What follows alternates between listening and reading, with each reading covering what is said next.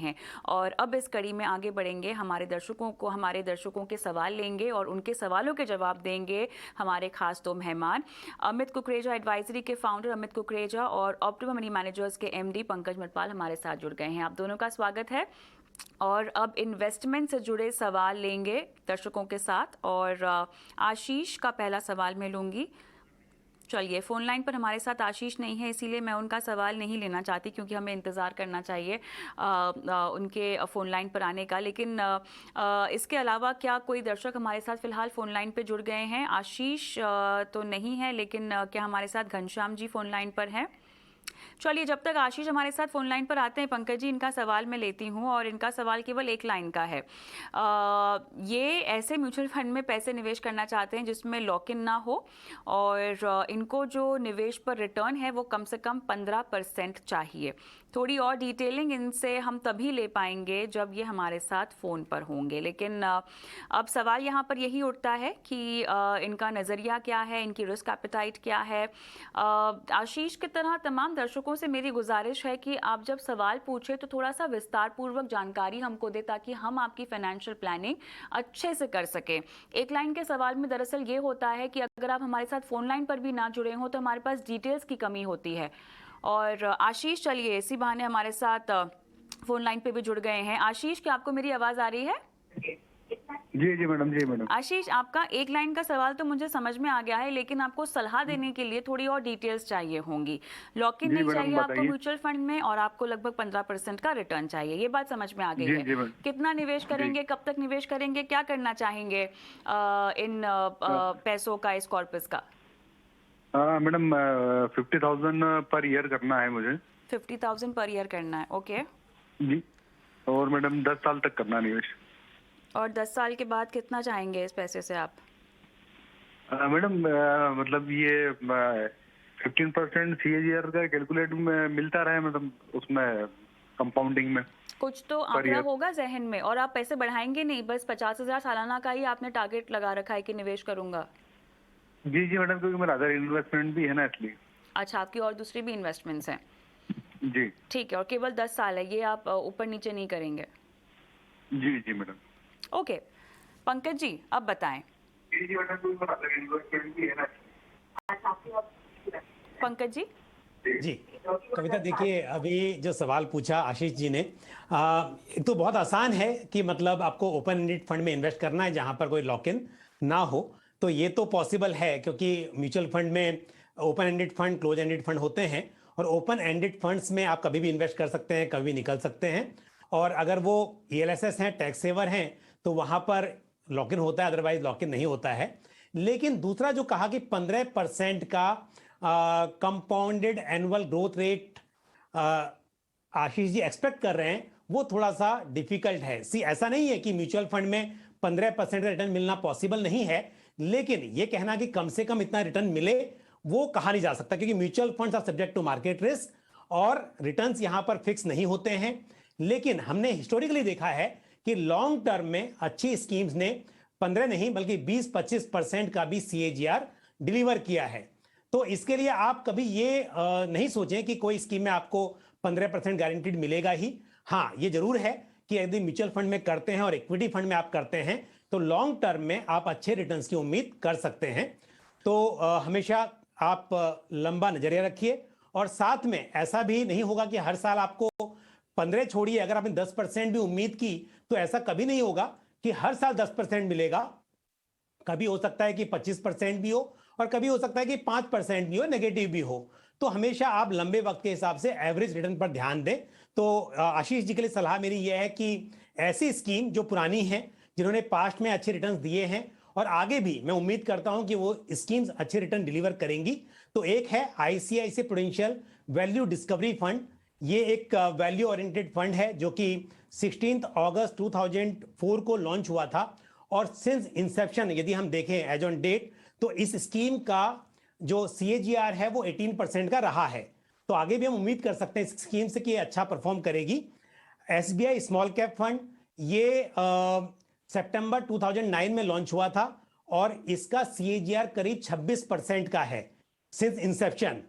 तो अच्छी स्कीम है। निपॉन इंडिया ग्रोथ फंड, ये एक मिड कैप फंड है और ये 8 अक्टूबर 1995 को लॉन्च हुआ था।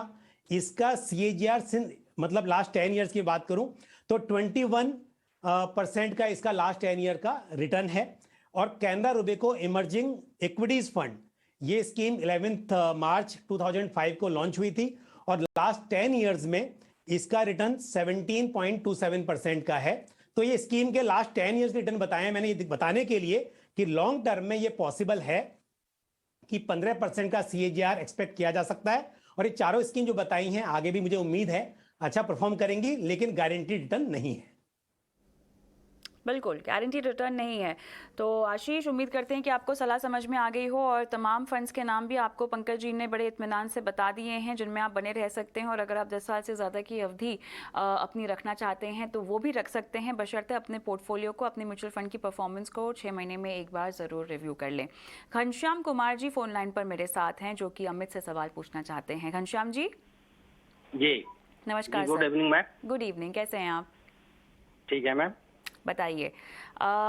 3 करोड़ 15 साल बाद।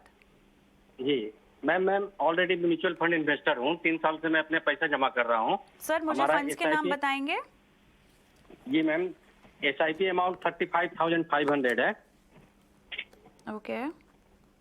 और मैम मैं जो पोर्टफोलियो है वो PPF है। हाँ। पारंपरिक में 13,000 रुपया है। ओके। SBI फोकस में 4,000 है। ओके। मेरा एसेट इमर्जिंग में 4,500 है। ओके। निपॉन इंडिया में 6,000 है। Okay. Small cap axis small cap 4,000। अच्छा। SBI small cap 1,000। SBI का भी स्मॉल कैप है? जी मैम। हाँ। 1,000। हाँ। ICICI प्रूडेंशियल टेक्नोलॉजी में 3,000। ओके। टोटल मैम हो गया 35,500। ये आपने जानकारी मुझे क्यों नहीं दी? Yes ma'am. अमित, थोड़ी सी आपकी क्वेश्चन में मैंने और डिटेल्स ऐड करवा दी है। आप नाम नोट कर पाए हैं अमित? मैंने नाम सब समझ लिए हैं और they are all good funds. शुरू करें। जी। कविता, मेरी आवाज क्लियर आ रही है ना? I am actually joining from home today. So Ghanshyam ji, पहली चीज, आपने 3 साल पहले ही इन्वेस्टमेंट शुरू किया है और जो 3 साल पहले का इन्वेस्टमेंट शुरू किया हुआ है, तो आपने अगर कोविड से पहले शुरू किया है तो आप मार्केट का एक स्टीप फॉल एक्सपीरियंस कर चुके हैं। और अगर आपने कोविड के बाद, मेरे ख्याल से 3 साल लगाए तो कोविड से पहले शुरू किया है, तो आपको एक मार्केट क्रैश का अनुभव हो चुका है। इन्वेस्टिंग में एक्सपीरियंस का होना बहुत जरूरी है और शायद आपको वो अनुभव हुआ है, तभी आपने स्मॉल कैप वाले फंड ज्यादा ऐड किए, क्योंकि उसमें एक सडन अपस्विंग मिला है आपको कोविड के बाद। तो आपकी जो इन्वेस्टमेंट है, पहले मैं फाइनेंशियल प्लानिंग के पॉइंट ऑफ व्यू से बताता हूँ। 3 करोड़ 15 साल में इकट्ठे करने के लिए आपको 63,000 से 69,000 रुपए का SIP चाहिए। और ये SIP 11 से 12, अगर 12% का रिटर्न है तो 63,000 है, और अगर 11% का रिटर्न है तो 69,000 का SIP चाहिए। और इसके बीच का कोई रिटर्न है या इससे ज्यादा का रिटर्न है तो ऑब्वियसली SIP फिगर कम हो जाता है। आप अभी 35,000 का SIP कर रहे हैं, मतलब आप तकरीबन 1.5 करोड़ का फिगर तो अचीव कर ही सकते हैं। मैं PPF की कैलकुलेशन इंक्लूड नहीं कर रहा हूँ। लेकिन अगर आपको 3 करोड़ का एक्यूमुलेशन करना है तो आपको SIP अमाउंट बढ़ाना पड़ेगा। आपने स्मॉल कैप में अच्छी इन्वेस्टमेंट्स किए हैं, जितने भी आपने स्कीम्स के नाम लिए, Axis small cap, SBI small cap, SBI focused equity, Mirae asset emerging, blue chip, ICICI Pru technology, ये अच्छी स्कीम्स हैं, लेकिन अपने अपने सेक्टर्स की अच्छी स्कीम्स हैं और इन सेक्टर्स की अभी आपको आवश्यकता नहीं है। जैसे technology is a sectoral fund, आपको टेक्नोलॉजी फंड अभी नहीं ऐड करना चाहिए। अभी आपको लार्ज कैप का एलोकेशन बढ़ाना चाहिए, लार्ज एंड मिड कैप एक फंड रखना चाहिए, एक स्मॉल कैप रखना चाहिए, एक फ्लेक्सी कैप रखना चाहिए। आपने मेरा एसेट ऑलरेडी रखा हुआ है, अमाउंट वाइज मुझे एग्जैक्टली मैंने नोट नहीं किया, लेकिन अगर आप 10,000 रुपए लार्ज कैप में डालें, बाकी के 10,000 रुपए लार्ज एंड मिड कैप में डालें, और जो बचे हुए 15,000 हैं उसको आप स्मॉल कैप और फ्लेक्सी कैप में स्प्लिट कर दें, तो आपका एक डिसेंट पोर्टफोलियो बन जाएगा जो आपको आराम से 12 से 14% का एनुअलाइज रिटर्न दे सकता है और आपको वो आपके मंजिल तक पहुंचाने में मदद कर सकता है। तो आपको थोड़ा सा रीएलोकेशन करना है, थोड़ा सा कंजर्वेटिव होना है। आपने एकदम से थोड़ा ज्यादा रिस्क एक्सपोजर ले लिया है और आपको गोल्स के पॉइंट ऑफ व्यू से एसआईपी अमाउंट बढ़ाना है। और अगर आपको एसआईपी अमाउंट बढ़ने की कैपेसिटी नहीं है तो आप पैनिक ना करें। आपको कैपेसिटी फ्यूचर में जब बढ़ेगी तब आप इस प्लानिंग को रिविजिट करके आप अपने एसआईपी को बढ़ा सकते हैं और पोर्टफोलियो को ट्रैक कर सकते हैं। घनश्याम जी, अमित से कोई सवाल पूछना चाहते हैं? जी मैम, तो अभी सर क्या है, तो आईसीआईसी प्रूडेंशियल जो टेक्नोलॉजी फंड है, इसको जो जगह कुछ चेंज करना होगा। देखिए अभी क्योंकि आप अपने टारगेट गोल अमाउंट से काफी पीछे हैं, 50% है, तो मैं चाहता हूं कि जब तक आप अपना टारगेटेड एसआईपी अमाउंट को अचीव नहीं कर लेते तब तक सेक्टोरल और थीमेटिक का कोई एडिशन नहीं कीजिए। आप large cap, large and mid cap, multi cap, flexi cap में ही बने रहें। जब आपका एसआईपी कैपेसिटी आपकी रिक्वायर्ड कैपेसिटी से बढ़ जाए तो आप जो इंक्रीमेंटल अमाउंट है उसको रिस्की एसेट्स में लेके जाएं, क्योंकि इनमें वेरिएशन, स्टैंडर्ड डिविएशन बहुत होता है और ये आपके पोर्टफोलियो के अल्फा को बढ़ा भी सकते हैं और एवरेजली कम भी कर सकते हैं। तो इनसे अभी थोड़ा सा डिस्टेंस रखें। Core portfolio large and mid cap, flexi cap के म्यूचुअल फंड से बनाएं और जब तक आपका एसआईपी अमाउंट 69,000 या 65,000 नहीं हो जाता तब तक आप सेक्टरल और थीमेटिक को ऐड ना कीजिए। Alright Ghanshyam ji, all the best. आपके इन्वेस्टमेंट्स को लेकर बदलाव करें, निवेश बढ़ाने की कोशिश करें। इसी के साथ हम रुकेंगे छोटे से ब्रेक के लिए और ब्रेक के उस पार दर्शक हमारे साथ फोन लाइन पर जुड़े हुए हैं जो अपने सवाल हमसे पूछना चाहते हैं। मिलती हूँ आपको इस छोटे से ब्रेक के बाद।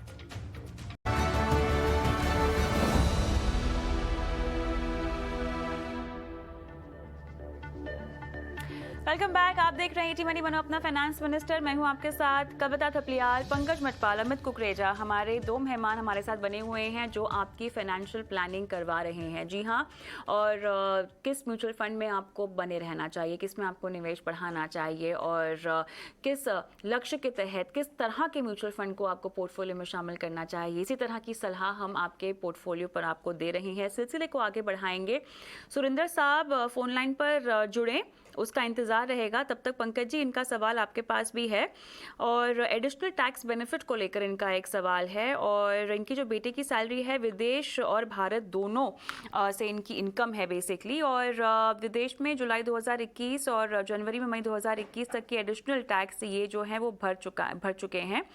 और अब इनका सवाल ये है कि डीटीए के मुताबिक एडिशनल टैक्स का बेनिफिट क्या इनको मिल सकेगा। फोन लाइन पर क्या आ गए हैं सुरेंद्र जी मेरे साथ? चलिए, फोन लाइन पर नहीं है मेरे साथ, तो हम इनको सलाह देकर आगे बढ़ सकते हैं। पंकज जी। तो कविता देखिए, इंडिया का बहुत सारी कंट्रीज के साथ में डबल टैक्स अवॉइडेंस एग्रीमेंट है। तो उसके तहत क्या होता है, यदि वो रेजिडेंट इंडियन है, मतलब वो इंडिया में रहता है लेकिन उसने बाहर कुछ ऐसा वर्क किया जिसके लिए कुछ इनकम हुई, तो उस पर क्योंकि वहां पर टैक्स कटा होगा। अब क्योंकि वो एनआरआई नहीं है, वो पर्सन वो रेजिडेंट इंडियन है, तो इस केस में क्या होगा, जो बाहर की इनकम है वो भी इंडिया में ऐड होगी। तो ऐसे में क्योंकि यहां पर जब ऐड होगी तो यहां इंडिया में भी टैक्सेबल हो जाएगी और बाहर ऑलरेडी उस पर टैक्स लगा हुआ है, टैक्स कटा हुआ है। तो इसके लिए डबल टैक्सेशन ना हो, इसके लिए जो बाहर उसका टैक्स कटा हुआ है उसका क्रेडिट इंडिया में लिया जा सकता है under this double tax avoidance agreement. इसके लिए ITR 2 और ITR 3 में प्रोविजन है कि उसमें आप उस इनकम को रिपोर्ट करेंगे और रिपोर्ट करने के बाद जो भी उस पर टैक्स कटा हुआ है उसका आप यहां पर क्रेडिट लेंगे। तो इनकम तो टोटल होगी, मान लीजिए कि 9 लाख की इनकम इंडिया में है और 1 लाख की इनकम इंडिया से बाहर की थी, तो 10 लाख के ऊपर जिस तरह से आपका 10 लाख की इनकम अगर इंडिया में होती पूरी, उसके ऊपर टैक्स कैलकुलेट होता, उसी तरह कैलकुलेट करेंगे और उसके बाद जो वहां पर टैक्स कटा हुआ था उसका आपको यहां पर एडजस्टमेंट मिल जाएगा। तो बिल्कुल ये किया जा सकता है। चलिए, फोन लाइन पर है नहीं, लेकिन उम्मीद करते हैं कि सलाह समझ में आ गई हो। आगे बढ़ते हैं और हमारे दर्शक सनोज कुमार फोन लाइन पर हमारे साथ हैं। Yes ma'am. कहाँ से बोल रहे हैं? गुड इवनिंग, कैसे हैं आप? गुड इवनिंग मैम, मैं गाजियाबाद से बोल रहा हूँ मैम। क्या करते हैं सनोज? मैं IT सेक्टर में जॉब कर रहा हूँ मैम पिछले 13-14 साल से। Very nice. बताइए क्या सवाल है आपका? मैं अभी इसमें LIC में भी पैसे डाले हैं, PPF में भी और इसमें NPS में भी डाले हैं, लेकिन अभी मैं थोड़ा सोच रहा हूँ कि मैं थोड़ा कुछ पैसा फ्यूचर के लिए SIP में भी डाल पाऊँ। LIC में कौन सी पॉलिसी? ये शायद जीवन आनंद है मैम, ये 13-14 साल से चल रही है। से चल रही है? जी जी। कितना डालते हैं सालाना? ये अराउंड 52 के आसपास जाता है। 52,000 सालाना डालते हैं इसमें? यस मैम, ये मैं जब ये काफी 13-14 साल से है, तो मैं 13-14 साल से ये चल रही है कंटिन्यू। चलिए, और अभी जो निवेश करना चाहते हैं कितनी राशि होगी वो? 15,000? यस मैम, मैं अराउंड 15,000 सोच रहा हूँ बच्चों की एजुकेशन के लिए, और थोड़ा फ्यूचर के लिए अगर कुछ उसमें थोड़ा मैं जोड़ पाऊँ। आपने अपने लिए लाइफ इंश्योरेंस प्लान लिया हुआ है टर्म इंश्योरेंस के रूप में? मैम मेरा टर्म इंश्योरेंस है, वो कंपनी की तरफ से है, लेकिन खुद का नहीं है अब तक? नहीं, वो अराउंड 70 लाख के आसपास है। चलिए, तो सबसे पहली सीख तो ये है जो आपको अमित भी देंगे कि अपने लिए लाइफ इंश्योरेंस आपको लेना चाहिए। अमित, इत्मीनान से इनके पोर्टफोलियो को हम देखेंगे और मेरे ख्याल से ये एक टिपिकल केस है जहां पर अमूमन जैसे हम कहते हैं लोगों को कि सही इंश्योरेंस से शुरुआत करें अपनी फाइनेंशियल प्लानिंग की, वो यहाँ पर एक कंप्लीट मिस है। तो अब बताएं, गलती कहाँ कहाँ हुई है, कहाँ कहाँ सुधार करना है और क्या क्या नए एडिशंस होने चाहिए? श्योर। देखिए, आपको सनोज जी, आपको 3-4 फंडामेंटल बातें इंश्योर करनी है। पहला कि आपका लाइफ इंश्योरेंस और हेल्थ इंश्योरेंस आपका पर्सनल फ्रेमवर्क होना चाहिए। जो एम्प्लॉयर का है उस बेनिफिट को बरकरार रखें, लेकिन आप एक पर्सनल बेनिफिट भी बनाएं जिसमें आप अपनी जेब से लाइफ इंश्योरेंस और हेल्थ इंश्योरेंस का प्रीमियम दें, ताकि कल को अगर आप जॉब स्विच करें और वहां पे इंश्योरेंस बेनिफिट अच्छा ना हो तो आपका ये बेनिफिट कैरी फॉरवर्ड हो जाए। और जैसे जैसे आपकी एज बढ़ती जाएगी और आपका जॉब स्विच फ्यूचर में अगर बहुत लेट होता है, उस टाइम पे आप नया इंश्योरेंस बेनिफिट लेंगे तो आपको बहुत महंगा पड़ेगा। तो अभी से ही एक पर्सनल इंडिपेंडेंट इंश्योरेंस फ्रेमवर्क बनाए। सेकंड, मैं अज्यूम कर रहा हूँ कि आपने कोई कंटिजेंसी फंड बना के रखा हुआ है जिसमें आपने 8 से 12 महीने का मंथली खर्चा इंक्लूडिंग EMI अलग से आपने FD में या लो रिस्क डेट फंड या लीस्ट रिस्क डेट फंड में रखा हुआ है, जहां पे आपको विड्रॉल में कोई दिक्कत ना हो। और 12 महीने इसलिए बोल रहा हूँ कि मैं मान के चल रहा हूँ कि अगर कि गॉड फॉरबिड जॉब लॉस होता है तो आपको 12 महीने में एक नया जॉब मिल जाएगा, तो उस टाइम का स्ट्रेस ना हो, एक कंटिजेंसी फंड बना के रखें। तीसरा, आपने जो LIC वाली इन्वेस्टमेंट की है ना, वो ना तो प्योर इन्वेस्टमेंट होती है ना वो प्योर इंश्योरेंस होती है, वो कॉम्बिनेशन प्रोडक्ट होता है। तो जितना आपका इन्वेस्टिंग वर्ल्ड में एक्सपीरियंस बढ़ता जाएगा उतना आपको ये कॉम्बिनेशन प्रोडक्ट्स सूट नहीं करेंगे। आपको लगने लगेगा अरे न तो हम इधर के रहे ना उधर के, इससे अच्छा है प्योर इंश्योरेंस प्रोडक्ट ले लेते हैं और प्योर इन्वेस्टमेंट प्रोडक्ट ले लेते हैं। तो अब आपने म्यूचुअल फंड में इन्वेस्टमेंट की बात शुरू की है, आपका नया एक्सपीरियंस शुरू होगा, तो म्यूचुअल फंड्स में आपको time in the market and experience in the market होना बहुत जरूरी है। नहीं तो क्या होगा, वॉलेटिलिटी में आप घबरा के एग्जिट कर जाएंगे। तो धीरे धीरे आप अपना म्यूचुअल फंड का एक्सपोजर बनाएं। 15,000 रुपए एक डिसेंट अमाउंट है। आप 3,000 की 5 SIP शुरू कीजिए। उसमें 2 इंडेक्स फंड हैं, UTI निफ्टी इंडेक्स फंड और HDFC Sensex index plan, 3,000 each. फिर आप large and mid cap fund में इन्वेस्टमेंट शुरू कीजिए, 3,000 ईच। वो है Canara Robeco emerging equity and axis growth opportunity. और फिर एक फ्लेक्सी कैप फंड में पैसा इन्वेस्ट कीजिए, पराग पारिक फ्लेक्सी कैप। पांचों स्कीम्स को आप अगले 3 से 4 साल ऑब्जर्व कीजिए। ये अपनी कैटेगरी की टॉप परफॉर्मिंग स्कीम्स हैं, इनको ऑब्जर्व कीजिए और देखिए लार्ज कैप में वेरिएशन कितना होता है, लार्ज एंड मिड कैप में वेरिएशन कितना होता है, पराग पारिक फ्लेक्सी कैप में कितना वेरिएशन होता है। और उस वॉलेटिलिटी को एम्ब्रेस करते हुए अपने एक्सपीरियंस को बरकरार रखिए। और अगर आप फ्लेक्सी कैप की वॉलेटिलिटी या लार्ज एंड मिड कैप की वॉलेटिलिटी को बर्दाश्त नहीं कर पा रहे हैं तो आप लार्ज कैप पे स्विच कर दीजिए। तो अपने एक्सपीरियंस को बढ़ाएं। और म्यूचुअल फंड एक प्योर इन्वेस्टमेंट प्रोडक्ट है जहाँ पे आपको कॉम्बिनेशन प्रोडक्ट से काफी बेहतर रिटर्न मिलेगा और आप अपने गोल को अचीव कर पाएंगे, क्योंकि आपका होराइजन जो है 10 से 12 साल का है, जो कि एक डिसेंट होराइजन है। उसमें 1-2 बिजनेस साइकिल का आपको अनुभव हो जाएगा और आपको अच्छा अल्फा भी मिल जाएगा अपने पोर्टफोलियो में। हाँ जी, और डायरेक्ट प्लान में इन्वेस्ट कीजिए अगर आप कर सकते हैं। अमित, जीवन आनंद को लेकर आप इनको कोई स्पेसिफिक सलाह दे पाएंगे? 13 से 14 साल हो चुके हैं ये कह रहे हैं पॉलिसी में। जी, तो जो भी ऐसे कॉम्बिनेशन प्रोडक्ट्स होते हैं सनोज जी, उसमें अभी एग्जिट करना शायद ठीक नहीं रहेगा, पर फिर भी अपनी नॉलेज के लिए आप उसकी करंट मार्केट वैल्यू या करंट सरेंडर वैल्यू दोनों कैलकुलेट करके देखिए। जब वो दोनों वैल्यू मिल जाए तो आप एक सिंपल सा कैलकुलेटर यूज कीजिए कि उसमें रिटर्न ऑन इन्वेस्टमेंट आपको कितना मिला, रेट ऑफ रिटर्न कितना मिला। अगर उसने इन्फ्लेशन बीट किया है तो आपका प्रोडक्ट अच्छा है, और अगर उसने 6% का इन्फ्लेशन बीट नहीं किया है तो फिर आपको समझ में आ जाएगा कि ऐसे कॉम्बिनेशन प्रोडक्ट में ना तो आपको लो कॉस्ट इंश्योरेंस मिलता है और ना ही हाई रिटर्न इन्वेस्टमेंट। तो आप हमेशा बेटर ऑफ रहेंगे pure investment and pure insurance products के लेके। लेकिन 15 साल एक प्रोडक्ट में लगा देने के बाद LIC के, मेरा बहुत गट फीलिंग यही बोलता है कि आप उसको कंटिन्यू कीजिए मेच्योरिटी तक, पर अपनी नॉलेज के लिए कैलकुलेशन एक बार जरूर कीजिए। सनोज जी, सनोज जी फोन लाइन पर मेरे साथ हैं आप? यस मैम, मैं अवेलेबल हूँ मैम। कुछ पूछना चाहते हैं अमित को? नहीं नहीं मैम, मुझे आंसर मिल गया। वो ही पूछना था कि LIC को क्विट कर सकते हैं क्या, वो मैं चेक किया था। ठीक है ma'am. Alright, thank you so much. आपके इन्वेस्टमेंट्स के लिए ऑल द बेस्ट। अगले दर्शक हमारे साथ होंगे सुनील। गुड इवनिंग सुनील, सवाल पूछिए। हेलो मैडम जी मैम, मेरा 2 फंड में निवेश है 4 लाख रुपए का, और मैं जानना चाहता हूँ कि आप इसमें मेरी सहायता कैसे कर सकते हैं। चलिए, आपका सवाल समझ में आ गया है। 30 लाख रुपए चाहिए आपको 10 साल में, और Canara Robeco blue chip equity fund इनके पास है, पराग पारिक का फ्लेक्सी कैप भी इनके पास है। 10 साल का नज़रिया है, 4000 का ये निवेश अभी कर रहे हैं। और पंकज जी, अब इनको अपने पोर्टफोलियो में किस तरह से निवेश को बढ़ाने की ज़रूरत होगी, क्योंकि इनका जो गोल है वो 10 साल में है। फिलहाल निवेश राशि भी पर्याप्त नहीं है। फंड्स के चुनाव में भी ये और डाइवर्सिफाई कर सकते हैं अपने आप को, बताएं।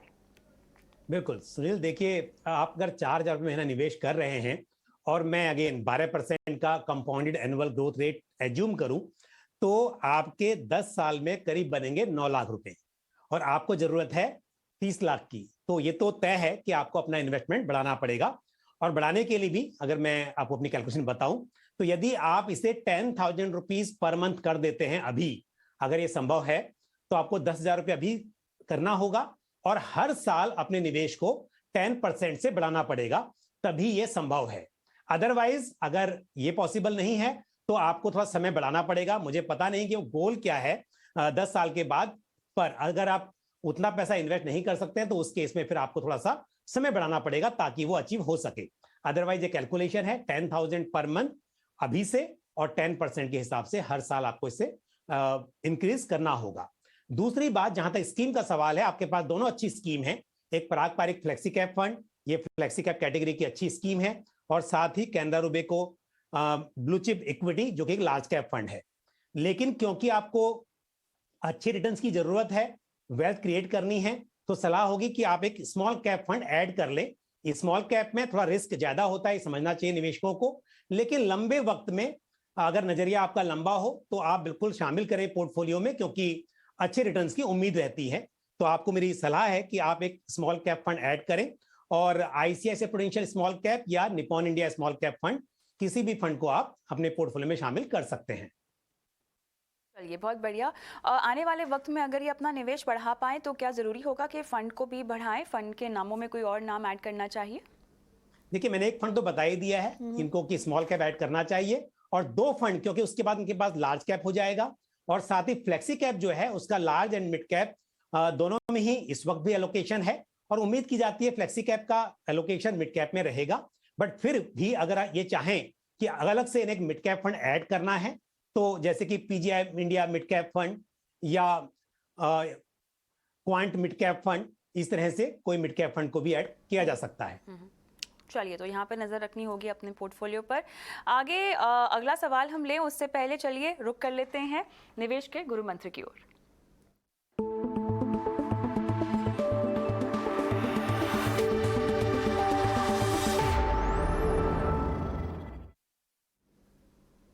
अमित, बताएं, काफी फिलोसॉफिकल निवेश का गुरु मंत्र आपका मुझे लग रहा है, जिसको तो शायद जिंदगी पर भी अप्लाई किया जा सकता है, लेकिन बताएं निवेश पर कैसे अप्लाई करें?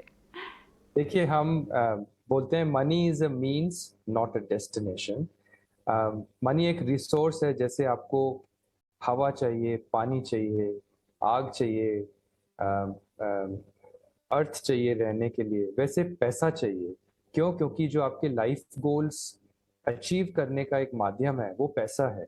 सो money is a means not a destination. तो मनी को एज अ रिसोर्स एक्सेप्ट करें, मनी को एज अ डेस्टिनेशन ना एक्सेप्ट करें। मतलब पैसे को सिर्फ बढ़ाना है वो आपका मकसद नहीं होना चाहिए।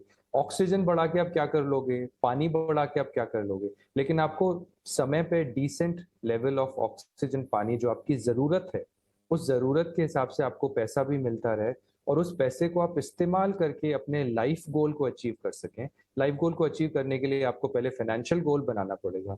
उस फाइनेंशियल गोल तक पहुंचने के लिए आपको प्लानिंग करनी पड़ेगी। उस प्लानिंग को करते वक्त आपको इन्वेस्टमेंट और इंश्योरेंस समझना पड़ेगा।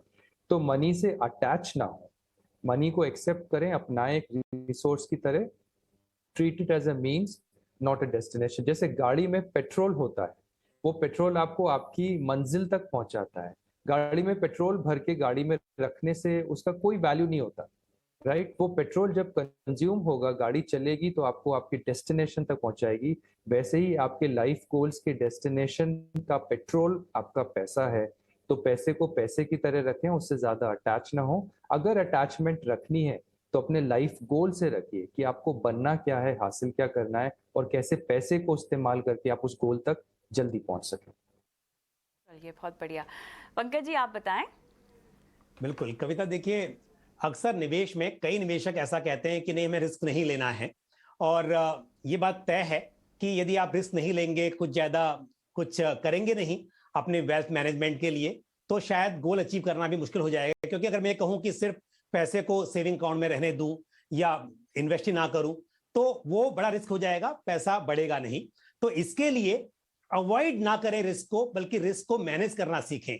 जैसे कहते हैं ना, अगर पानी में आपको पानी गहराई चेक करनी है तो आप दोनों पैर एक साथ ना उतारें, एक एक करके आप चेक कर लें, तो रिस्क मैनेज होगा। या आपको तैरना नहीं आता तो आप बोट का सहारा लें, आप बोट में बैठ के नदी को पार करें। लेकिन ऐसे ही इन्वेस्टमेंट में मान लीजिए आपको डायरेक्ट इक्विटी का आइडिया नहीं है, आपको बॉन्ड्स मार्केट का आइडिया नहीं है, आप म्यूचुअल फंड के जरिए निवेश कीजिए, पीएमएस के जरिए निवेश कीजिए, एडवाइजर की हेल्प लीजिए, लेकिन रिस्क अवॉइड ना करें। रिस्क को मैनेज करके अपना वेल्थ क्रिएट करें, अपने गोल्स को अचीव करें। चलिए, बहुत बढ़िया निवेश गुरु मंत्र हमारे दोनों ही मेहमानों ने आज दिए हैं। लेकिन अब रुक करेंगे शो के आखिरी सवाल की ओर, और ये सवाल अमित के लिए होगा। आदेश क्या मेरे साथ फोन लाइन पर हैं? हाँ जी। आदेश, क्या हालचाल, कहाँ से बोल रहे हैं? मैडम, मैं रेवाड़ी से बोल रहा हूँ, राजस्थान हरियाणा का बॉर्डर है। अच्छा, बिल्कुल पता है। अपने टीवी की आवाज़ कम कर लेंगे और मुझसे फ़ोन पर बात करेंगे आप?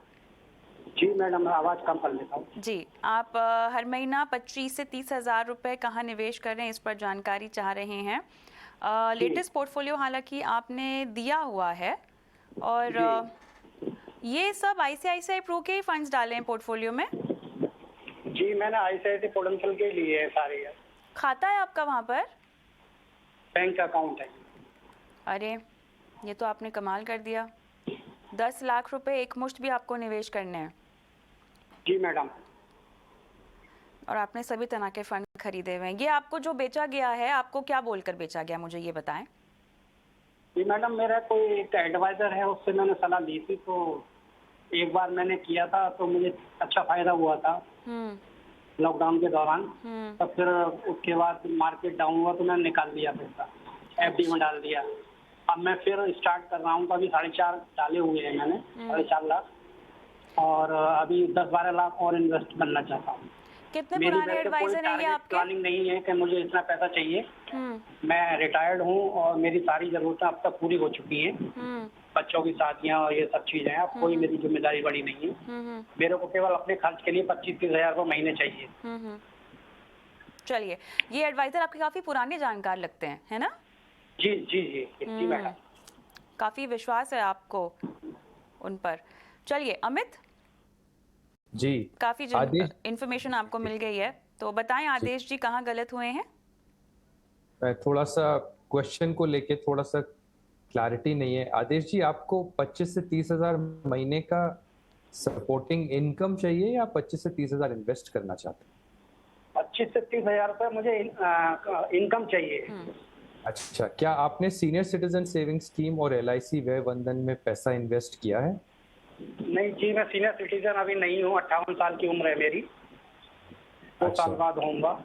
अच्छा, तो आपका सोर्स ऑफ इनकम सिर्फ यही 10 लाख रुपया है जहाँ से आप मंथली रेगुलर इनकम लेना चाहते हैं या कुछ पेंशन भी आती है? ये मेरी बचत है 10-12 लाख रुपए और PPF में करीब 6-7 लाख रुपए हैं जी। और मेरे बीमारी का खर्चा मेरे बेटे की कंपनी पूरा वहन करती है, डिपेंडेंट हूँ मैं जी। और घर के खर्चे के लिए भी बेटा देता है, मेरी कोई खास जिम्मेदारी वो नहीं है। 25-30 हजार रुपये अगर मुझे इन रुपयों से इनकम हो जाती है तो मेरे जो अपनी लाइफ है बड़ा अच्छी चलेगी। अच्छा, ठीक है जी। आदेश जी, आपको बहुत बड़ा चेंज करना पड़ेगा। आपको सबसे पहले ये म्यूचुअल फंड की इन्वेस्टमेंट्स को त्यागना पड़ेगा, क्योंकि जो पैसा आपके पास अभी जमा है, मैं चाहता हूं कि आप इस पैसे से रिस्क ना लें। और अभी आपके पास 2 साल हैं सीनियर सिटीजन बनने के लिए, तो ये 2 साल आप पैसा या तो फिक्स डिपॉजिट में रखें या डेट फंड में रखें, और 2 साल के बाद आपके पास 2 बहुत ही अच्छे government backed senior citizen products हैं। पहला है सीनियर सिटीजन सेविंग स्कीम, दूसरा है LIC व्यय बंधन योजना। इन दोनों में आप 15-15 लाख इन्वेस्ट कर सकते हैं। तो आपकी जो भी इन्वेस्टिंग कैपेसिटी है उस हिसाब से सबसे पहले आप 15 लाख पहले वाले सीनियर सिटीजन सेविंग स्कीम में लगाएं, तो उसके बाद अगर आपके पास कुछ बचता है तो वो बैलेंस आप LIC व्यय बंधन योजना में लगाएं। आज की डेट में इनका इंटरेस्ट रेट 7.4% है। 7.4% से 15 लाख पे आप 1,11,000 का ब्याज साल में कमा सकते हैं, जिसको आप मंथली डिवाइड करेंगे तो तकरीबन 10,000 रुपये महीना हो सकता है। आपको अगर 25 से 30,000 रुपये महीने का चाहिए तो आपको FD senior citizen saving scheme और LIC व्यय बंधन योजना में मिला के करीब 51,25,000 जमा करना पड़ेगा। तब आपको regular protected capital protected regular income मिलेगी। पर आपका अमाउंट इतना बड़ा नहीं है, अमाउंट बहुत छोटा है। और आपको जो रिकमेंडेशन दी गई है आदेश जी, वो बिल्कुल गलत है। अभी आपको म्यूचुअल फंड्स में पैसे नहीं लगाने, अभी आपको कैपिटल प्रोटेक्शन ओरिएंटेड रख के जो भी बेस्ट ब्याज है, और सीनियर सिटीजन्स के लिए हमारे पास गवर्नमेंट बैक्ड प्रोडक्ट है, उसको यूज करके आप अपनी रेगुलर इनकम को बना के रखें, कैपिटल प्रोटेक्ट करें और छोटी रेगुलर इनकम को बताएं। बिल्कुल, मेरे ख्याल से यही इनकी फर्स्ट प्रायोरिटी होनी चाहिए, कैपिटल प्रोटेक्शन। बहुत बहुत धन्यवाद आदेश जी अपना सवाल हमें भेजने के लिए। उम्मीद करते हैं कि आपको सलाह मिल गई हो। और इसी के साथ समय भी खत्म हो गया है, शो को समेटना होगा।